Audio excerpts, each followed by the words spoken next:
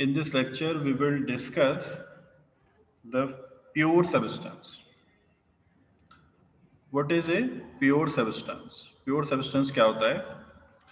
A substance is said to be pure substance if it is homogeneous in chemical composition. ये important चीज है. Chemical composition means chemical composition का क्या मतलब है कि वो सब्सटेंस जिनकी केमिकल कंपोजिशन चेंज नहीं होती है वो होमोजीनियस रहते हैं जब उनका फेस चेंज होता है. तो यहाँ पे बेसिकली ये पूरे का पूरा जो चैप्टर है वो फेस चेंज के ऊपर डिपेंड करेगा. फेस चेंज होगा हर जगह पे, जहाँ पे भी आप देखेंगे. फेस चेंज का मतलब कोई भी जो सब्सटेंस है वो 3 फेज में रहता है: सॉलिड, लिक्विड या फिर गैस. ठीक है. तो सॉलिड, लिक्विड और गैस. प्योर सब्सटेंस का मतलब ये है कि कोई ऐसा सब्सटेंस जिसकी केमिकल कंपोजिशन तीनों फेज में सेम रहती है. जैसे अगर हम वाटर की बात करते हैं तो सॉलिड फॉर्म में वो क्या होती है? आइस. लिक्विड फॉर्म में वो क्या होता है? वाटर. और गैस फॉर्म में वो क्या होता है? वाटर वेपर होता है. लेकिन इन तीनों फेजेस में उसका केमिकल कंपोजिशन देखें. केमिकल कंपोजिशन वो क्या होता है? H2O. तो ये आइस भी H2O है, लिक्विड वाटर भी H2O है और वाटर वेपर भी H2O ही है. इसलिए वाटर क्या होगा? एक प्योर सब्सटेंस हो जाएगा. ठीक है. या फिर अगर हम मिक्सचर भी ले लें कहीं पे, mixture of ice and water and vapour, तीनों का अगर हम मिक्सचर भी ले लेते हैं तब भी वो प्योर सब्सटेंस ही होगा. क्यों? क्योंकि तीनों का केमिकल कंपोजिशन H2O ही होगा. ठीक है. तो तीनों फेजेस में अगर उसका केमिकल कंपोजिशन होमोजीनियस रहता है, होमोजीनियस का मतलब होता है थ्रू आउट सेम रहता है, तो फिर उस सब्सटेंस को बोलते हैं हम प्योर सब्सटेंस. अब यहाँ पे आपकी जो डेफिनेशन है उसको आपको याद कर लेना है. और आपके थर्मोडायनेमिक्स में जो प्योर सब्सटेंस की जब भी हम बात करेंगे तो वहां पे एक ही प्योर सब्सटेंस की बात होगी हमेशा, एंड दैट इज वाटर. ठीक है. तो that is the definition of pure substance. जो तीनों फेजेस में उसकी केमिकल कंपोजिशन सेम रहती है वो सब्सटेंस होगा आपका प्योर सब्सटेंस. और फॉर एग्जांपल वाटर का एग्जांपल हमने लिया है और इसी को हम यूज भी करेंगे और इसी प्योर सब्सटेंस के ऊपर प्रैक्टिकल साइकिल्स भी हैं. तो ये जो वाटर है ये एक्चुअली प्योर सब्सटेंस है. बाकी को हम क्या करते हैं? नियर अबाउट ऐसा एज्यूम कर लेते हैं कि ये है, बट कंप्लीट प्योर सब्सटेंस सिर्फ एक ही है, दैट इज वाटर, पानी. ठीक है. तो अगर हम अगर हम वाटर की बात करते हैं तो उसका केमिकल कंपोजिशन H2O ही रहेगा, चाहे वो आइस है, चाहे लिक्विड में है, चाहे फिर वो वेपर फॉर्म में है. तो अगर 40 डिग्री सेंटीग्रेड से उसको डायरेक्टली स्टीम में कन्वर्ट करना है 200 डिग्री सेंटीग्रेड में, या फिर -10 डिग्री सेंटीग्रेड पे वो किस फॉर्म में होगा? आइस फॉर्म में होगा. -10 डिग्री सेंटीग्रेड पे वो किस फॉर्म में होगा? आइस फॉर्म में होगा. ठीक है. अब देखिए इसको देखते हैं कन्वर्जन कैसे होता है. यहाँ पे जो कोई भी चाहे प्योर सब्सटेंस ले रहे हैं, मैंने बताया कि यहाँ पे जब भी हम डील करेंगे वो फेस चेंज के ऊपर डील करेंगे. यहाँ पे फेस चेंज होगा इसीलिए इसका ज्यादा इंपॉर्टेंस है. इससे पहले हम जो भी डिस्कस कर रहे थे, जैसे कि आइडियल गैस के लिए हम डिस्कस कर रहे थे, तो आइडियल गैस में तो हमेशा वो गैस फॉर्म में ही रहती है. चाहे उसको कितनी भी हम हीट दे लें या कितना भी उससे हीट रिजेक्ट कर लें, वो हमेशा गैस फॉर्म में ही रहती है. लेकिन यहाँ पे ऐसा नहीं है. प्योर सब्सटेंस क्या करते हैं? वो फेस चेंज कर जाते हैं. कैसे फेस चेंज करते हैं? देखिए, suppose we have ice at -10 degree Celsius. हमारे पास आइस है जिसका टेम्परेचर -10 डिग्री सेल्सियस है. यहाँ पे हम जो कुछ भी अभी जो इस टॉपिक को समझने के लिए हम जो कुछ भी बात कर रहे हैं उसके लिए जो प्रेशर है वो एटमॉस्फेरिक प्रेशर है. एटमॉस्फेरिक प्रेशर कितना होता है? 1 बार, नियर अबाउट 1 बार. एक्चुअल में 1 बार नहीं होता है, 1.0132 बार होता है, लेकिन इसको हम 1 बार ही ले लेते हैं. तो एटमॉस्फेरिक प्रेशर की हम बात कर रहे हैं. एटमॉस्फेरिक प्रेशर पे जो आइस है वो कितने डिग्री सेंटीग्रेड पे जमती है? 0 डिग्री सेल्सियस पे. 0 डिग्री सेल्सियस पे जो आइस है वो फॉर्म हो जाती है. और वेपर किस टेम्परेचर पे बनती है? 100 डिग्री सेल्सियस पे. याद रखना है, these two values are corresponding to the pressure 1 bar या 1 एटमॉस्फेरिक प्रेशर के करस्पॉन्डिंग है। अगर प्रेशर चेंज होगा तो ये वैल्यूज भी चेंज होगा। I am not telling this that the boiling point of temperature is 100 degree centigrade and freezing point of temperature is 0 degree centigrade. I am telling that the freezing point of temperature is 0 degree centigrade at 1 bar and the boiling point of water is 100 degree centigrade at 1 bar. तो जब तक वहां पे आप pressure को mention नहीं करेंगे, आप इसको डायरेक्टली सिर्फ इतना नहीं बोल सकते, वो गलत हो जाएगा। क्योंकि प्रेशर अगर इंक्रीज होता है या डिक्रीज होता है तो ये जो वैल्यूज है वो भी चेंज हो जाती है। ठीक है, लेकिन अभी हमें इन वैल्यूज को चेंज नहीं करना है, हमें फोकस करना है the freezing point is 0 degree Celsius and the boiling point is 100 degree Celsius water, और ये वैल्यूज हैं 1 बार पे। तो यहाँ पे जो कुछ भी हम डिस्कस कर रहे हैं दैट वैल्यूज आर एट 1 बार। तो देखिए -10 डिग्री सेल्सियस पे हमारे पास आइस है। जब हम इस आइस को हीट प्रोवाइड करते हैं, heat added to the system, system में हीट ऐड करते हैं। सिस्टम क्या है हमारा?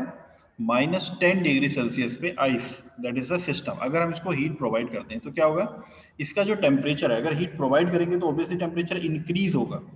तो इंक्रीज होने का मतलब -10 से -9 होगा, फिर -8 होगा, फिर -7 होगा, धीरे धीरे धीरे धीरे वो बढ़ता रहेगा, -2 पे जाएगा, फिर -1 पे जाएगा और फिर 0 पे चला जाएगा। ठीक, यहां पे वो स्टॉप हो जाए। तो जब हम उसको हीट प्रोवाइड करते रहेंगे तो -10 डिग्री सेल्सियस की जो आइस है वो सॉलिड फॉर्म में है अभी, ठीक है, सॉलिड फेज में है। तो -10 डिग्री सेल्सियस की आइस को जब हमने हीट प्रोवाइड करना शुरू किया तो उसका टेम्परेचर इंक्रीज करना शुरू किया, लेकिन वो आइस फॉर्म में ही रहेगी, वो लिक्विड फॉर्म में कन्वर्ट नहीं होगी। पहले उसका टेम्परेचर इंक्रीज होगा, -9, -8, -7, -2, -1 और 0। तो जब तक हम उसको टेम्परेचर हीट प्रोवाइड करते रहेंगे उसका टेम्परेचर पहले जाएगा 0 डिग्री सेल्सियस तक, और इस फॉर्म में भी ये आइस ही रहेगी, मतलब ये सॉलिड फॉर्म में ही रहेगी जब तक वो 0 डिग्री सेल्सियस पे पहुंच नहीं जाती। अब 0 डिग्री सेल्सियस पे पहुंचने के बाद देखिए, ऐसा नहीं है कि 0 डिग्री सेल्सियस पे पहुंचते ही पानी जो है वो बर्फ में कन्वर्ट हो जाएगा।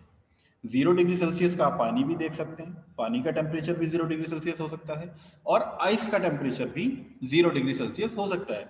फ्रीजिंग पॉइंट पे तो दोनों फेज रह सकते हैं ना, बॉइलिंग पॉइंट पे भी दोनों फेज रह सकते हैं। तो दोनों फेज कैसे रह सकते हैं उसको हम डिस्कस कर रहे हैं। तो अभी क्या होगा कि 0 डिग्री सेल्सियस पे आइस ही रहेगी। उसके बाद क्या होगा? उसके बाद हम इसको जब और हीट प्रोवाइड करेंगे आइस को, इस आइस को, आइस 0 डिग्री सेल्सियस की आइस मतलब सॉलिड फॉर्म में है यहाँ पे, जब इसको हम और हीट प्रोवाइड करेंगे क्यों, तब क्या होगा? इसका फेस चेंज होना शुरू होगा। और जो फेस चेंज होता है वो कांस्टेंट टेम्परेचर पे होता है, 0 डिग्री सेल्सियस से 0 डिग्री सेल्सियस ही रहेगा और पूरी की पूरी जो आइस है वो वाटर में कन्वर्ट होगी। ये हमें, ठीक है, तो आइडियल वर्किंग के हिसाब से हम इसको देख रहे हैं। आइडियल जो फिनोमेना होता है उस हिसाब से 0 डिग्री सेल्सियस की जो आइस है वो कंप्लीटली, अगर हमने 1 केजी मास लिया है तो पूरा 1 केजी मास पहले वाटर में कन्वर्ट हो जाएगा और उसका टेम्परेचर इंक्रीज नहीं होगा। ये जो फेस चेंज है ये कांस्टेंट टेम्परेचर और कांस्टेंट प्रेशर पे होता है। जो फेस चेंज प्रोसेस होता है, face change is at constant temperature and constant pressure. तो प्रेशर की हम बात नहीं कर रहे हैं, अभी हम टेम्परेचर की बात कर रहे हैं। तो टेम्परेचर कांस्टेंट रहेगा और उसका फेज चेंज हो जाएगा। अब इस ड्यूरेशन में जब 1 केजी आइस को हम 0 डिग्री सेल्सियस से हीट प्रोवाइड करके 0 डिग्री सेल्सियस बिना टेम्परेचर चेंज किए फेज चेंज कर रहे हैं, 0 डिग्री सेल्सियस के वाटर में कन्वर्ट करते हैं 1 केजी मास का। तो जितनी हीट क्यू ये हमने दी इसको, इसको हम बोलते हैं latent heat of fusion. Latent heat of fusion. अब ये रिवर्सिबल होती है, मतलब अगर हम इस वाटर को 0 डिग्री सेल्सियस के वाटर से हीट को निकाल लेंगे क्यू, तो वो भी इतनी ही होगी, और आइस को 0 डिग्री सेल्सियस की आइस को हीट प्रोवाइड करेंगे 0 डिग्री सेल्सियस के वाटर में कन्वर्ट करने के लिए, तब भी हीट जो अमाउंट होगी वो क्यू ही होगी। तो दोनों तरफ से ये लेटेंट हीट ऑफ जो फ्यूजन है वो बराबर होगी। चाहे वाटर से आइस में कन्वर्ट कर रहे हैं तो जितनी हीट रिमूव होगी वो भी क्यू ही होगी, और आइस को वाटर में कन्वर्ट कर रहे हैं 0 डिग्री सेल्सियस के तो भी जो हीट प्रोवाइड करनी पड़ेगी वो क्यू ही होगी। ठीक है, तो इस हीट को, क्योंकि ये जो अमाउंट है that is the fix amount, वही आप 0 डिग्री सेल्सियस टेम्परेचर फिक्स है, जो 1 एटमॉस्फेरिक प्रेशर की अगर बात करेंगे तो 0 डिग्री सेल्सियस पे ही इसका फ्यूजन होगा, जो आइस की वो होगी या फिर मेल्टिंग होगी या फ्यूजन होगा, जो भी होगा तो वो 0 डिग्री सेल्सियस पे ही होगा। आइस सेम रहेगी, वाटर सेम रहेगा, तो सब कुछ जब सेम रहेगा तो लेटेंट हीट ऑफ फ्यूजन भी सेम रहेगी। तो that is the property of the substance. ये क्या है, लेटेंट हीट ऑफ फ्यूजन क्या है, प्रॉपर्टी ऑफ द सब्सटेंस। तो 0 डिग्री सेल्सियस की जो हीट है पहले वो कन्वर्ट होगी 0 डिग्री सेल्सियस के वाटर में, और इस ड्यूरेशन में जितनी हीट एब्जॉर्ब होगी या रिमूव होगी, वाटर से आइस में करेंगे तो रिमूव होगी, तो जितनी हीट एब्जॉर्ब होगी या फिर रिमूव होगी that is a fixed quantity Q, and this heat is known as latent heat of fusion. ठीक है, that heat is known as latent heat of fusion. ठीक है, उसके बाद क्या होगा, जब ये latent heat of fusion absorb करने के बाद वाटर में कन्वर्ट हो जाएगा 0 डिग्री सेल्सियस। अब क्या होगा, अब ये वाटर है हमारे पास 0 डिग्री सेल्सियस, ये जो है जब हम इसको और हीट देंगे तो अब इसका टेम्परेचर इंक्रीज होना शुरू होगा 0 डिग्री सेल्सियस से, फिर 1, फिर 2, फिर 3, फिर 5, फिर 10, फिर 50, फिर 60, फिर 70, इस हिसाब से 90, 95, 99, ठीक है, उसके बाद पहुंच जाएगा ये 100 तक। और ये जो हम हीट इसको एब्जॉर्ब कर रहे हैं इस टाइम पे, जब उसका टेम्परेचर वो वाटर में ही है, अब वो उसका फेज चेंज नहीं हो रहा, वाटर का 0 डिग्री सेल्सियस का जो वाटर है यानी कि लिक्विड फॉर्म में है वो 100 डिग्री सेल्सियस तक पहुंच गया, और इस समय पे जो हमने हीट उसको दी दैट इज सेंसिबल हीट, इसको बोलते हैं हम सेंसिबल हीट। ठीक है, इसको हम बोलते हैं सेंसिबल हीट। तो ये अब क्या होगा, जब हम इसको हीट देते रहेंगे तो ये 0 डिग्री सेल्सियस से कन्वर्ट हो जाएगा वाटर एट 100 डिग्री सेल्सियस। अब 100 डिग्री सेल्सियस क्या है, उसका बॉइलिंग पॉइंट है 100 डिग्री सेल्सियस। 101 डिग्री सेल्सियस पे तो रह नहीं सकता वाटर, क्यों, क्योंकि उसका बॉइलिंग पॉइंट ही 100 है, 100 पे तो उसको बॉइल हो जाना है। तब क्या होगा, अगर हम इसको और हीट एब्जॉर्ब करेंगे 100 डिग्री सेल्सियस के वाटर को और हीट एब्जॉर्ब करेंगे तो फिर क्या होगा, 100 डिग्री सेल्सियस क्योंकि इसका बॉइलिंग पॉइंट है तो 100 डिग्री सेल्सियस पे ही इसका फेस चेंज होना शुरू हो जाएगा, और ये जो वाटर है ये कन्वर्ट हो जाएगा स्टीम में। 100 डिग्री सेल्सियस 100 डिग्री सेल्सियस पे ही रहेगा, क्योंकि फेस चेंज चाहे सॉलिड टू लिक्विड है, चाहे लिक्विड टू सॉलिड है, चाहे लिक्विड टू वेपर है, चाहे वेपर टू लिक्विड है, हमेशा कांस्टेंट टेम्परेचर पे ही होगा। Phase change solid to liquid, liquid to solid, या फिर liquid to vapour, vapour to solid, vapour to liquid, ये क्या होगा, कांस्टेंट टेम्परेचर पे ही होगा। जैसे ये 0 डिग्री सेल्सियस पे होता है, ये 100 डिग्री सेल्सियस पे।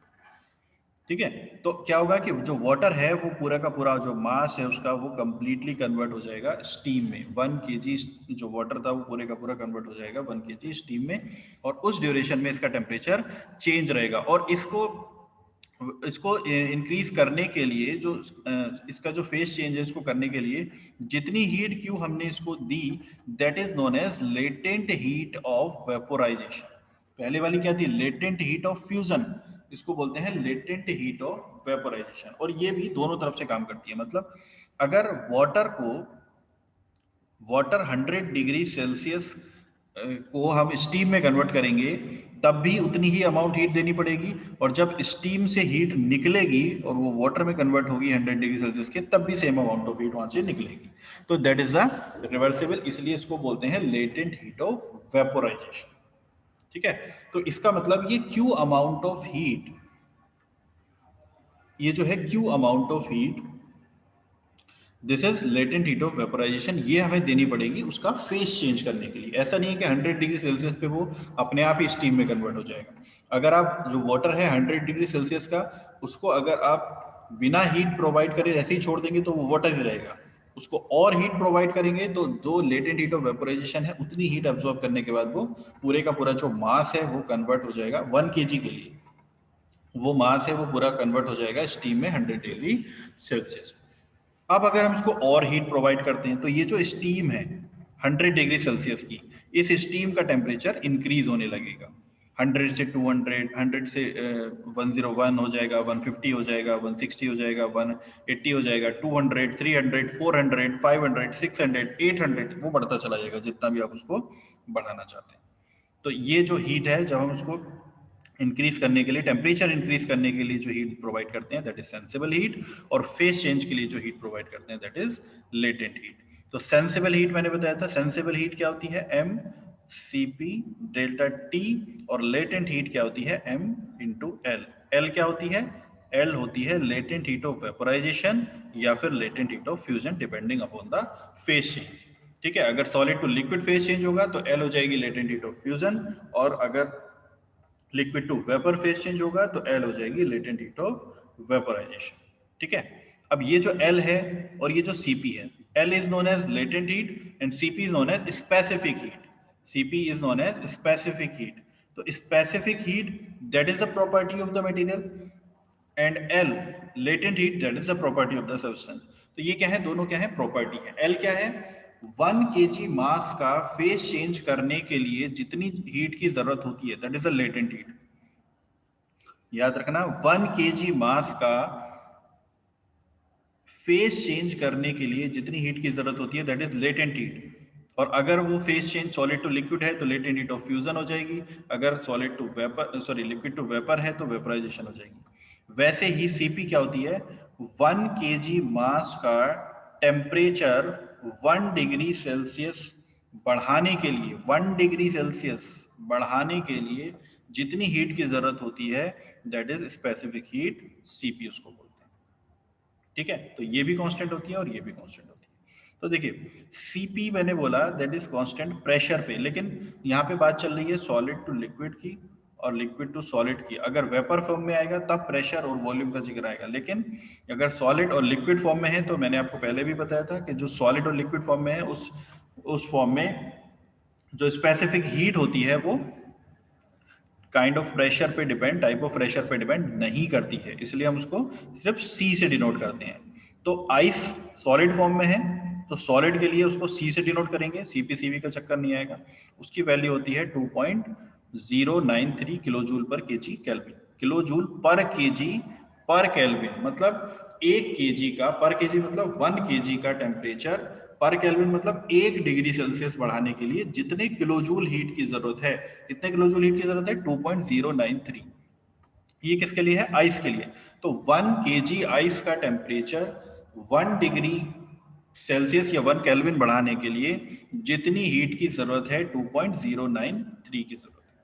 वैसे ही वाटर, अगर हम इसको लिक्विड फॉर्म में लेते हैं तो प्रॉपर्टी चेंज हो जाएंगी। अब लिक्विड फॉर्म में 1 kg वाटर का टेम्परेचर 1 केल्विन इंक्रीज करने के लिए जितनी हीट की जरूरत है, कितनी हीट की, 4.187 किलो जूल हीट की जरूरत है। तो that is the specific heat of water. अब अगर वेपर के फॉर्म में आएंगे तो फिर सीपी और सीबी हो जाएंगे, वेपर फॉर्म में सीपी और सीबी हो जाएंगे। तो इसलिए वेपर फॉर्म में हम यहाँ पे मेंशन नहीं कर रहे हैं, वो टाइप ऑफ प्रेशर पे डिपेंड करेगी। आइसोथर्मल होगा तो अलग हो जाएगा। आइसोथर्मल होगा तो उसके लिए कितनी हो जाती है, आइसोथर्मल के लिए भी हमने डिस्कस की थी, M C P delta T. ठीक है, तो सीपी कितना हो जाता है यहाँ से, क्यू, ये क्या है, क्यू, क्यू क्या है इसमें, सेंसिबल हीट। तो क्यू, क्यू अपॉन हो जाएगा, Q upon M C P